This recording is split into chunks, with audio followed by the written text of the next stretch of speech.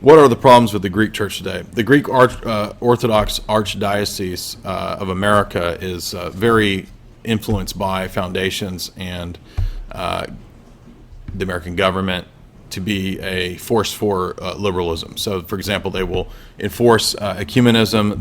They have signed agreements to not convert people out of heretical cults, not to make converts.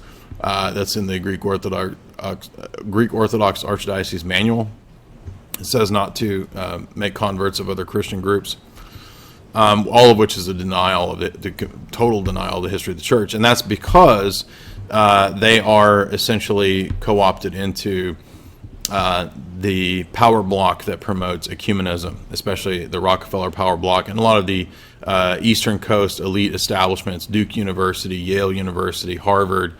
A lot of the people that attend those universities then try to go into Eastern studies. There's one of these Ivy League universities has a whole department dedicated to influencing Orthodox theology into queer studies, gay studies, all this kind of stuff, transgender stuff. Some of these people are on Twitter. So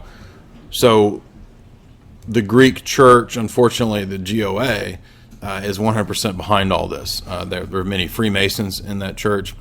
I've done tests myself where I've emailed and I've gone and I've visited groups, Greek Orthodox groups, and asked them what their stance on Freemasonry is, and they openly will say they support it. So the Greek Orthodox Archdiocese is probably the worst. They are the worst of the so-called Orthodox in America. They're just basically, for the large part, compromised. And they're compromised by a lot of these NGOs, foundations, and big ecumenical groups that have billions of dollars behind them from Rockefellers and other power interests.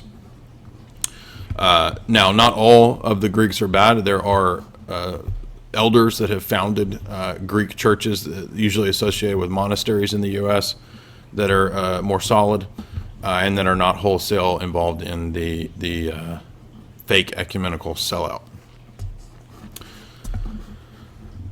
And that's why what we see with, for example, with Patriarch Bartholomew is it's more and more becoming apparent that he's merely a tool of NATO.